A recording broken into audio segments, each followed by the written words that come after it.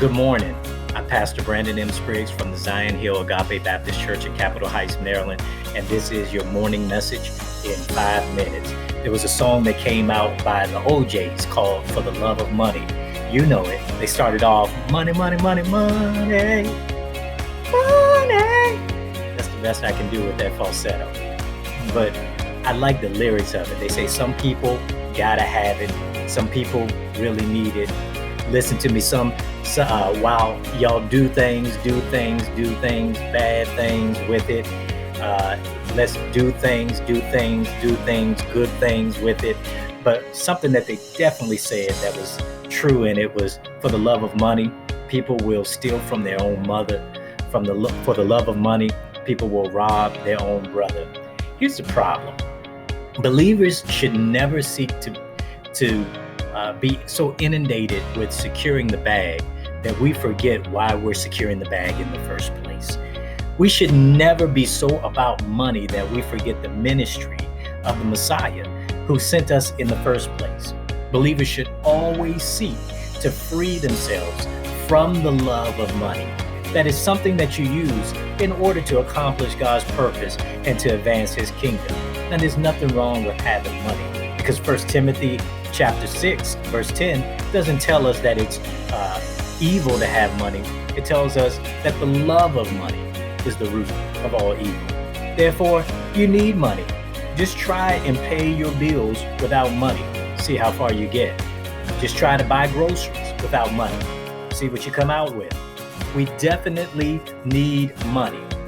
We need it in order to do certain things, but it should never take the place of God, and it should never take the place of the things of God in our life. And so this is deeply a theological issue. Listen, this is what the Bible says to us in Hebrews chapter 3 in verse 5. This is the Christian Standard Bible. And it says to us that we ought to free ourselves from the love of money to be satisfied with what we have. That's it. Be satisfied with what we have.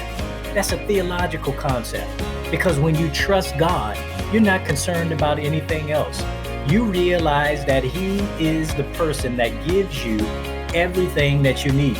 So whether you have money or not, you're going to be all right, because your entire self-worth and everything that you have is not tied up in money. And the truth of the matter is that we have never been more face-to-face with this than now. Some of us have taken significant pay cuts due to this pandemic.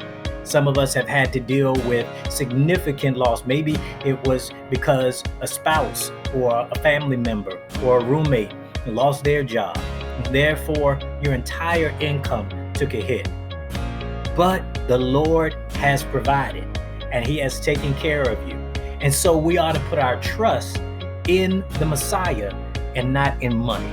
We ought to put our trust in the Lord and not in our finances or what we're able or even not able to do with a bank card or a checkbook. God is more than enough for our daily needs. Even Jesus taught us to pray, not to the bank, but to the Lord. Give us this day our daily bread. And that's exactly what He does. He gives us exactly what we need each day. We just got to trust Him that if He blessed us yesterday with what we need, and He's keeping us alive today, He's got enough for tomorrow. So Father, help us to trust You more. Help us to have a theology that focuses on You and keeps You as the center, and not stuff, not material wealth, not any sort of money that we might have, but You are King in our lives. You are Lord in our lives. You own the cattle on 1,000 hills. Therefore, even if we don't have enough money, even if we have more month than money, we know that we have a God and we serve a Father in heaven that sits high and looks low and takes care of us. Thank You for it in Jesus' name. Amen. This has been Pastor Brandon M. Spriggs from the Zion Hill Agape Baptist Church in Capitol Heights, Maryland. This has been your morning message in 5 minutes. Keep advancing the kingdom.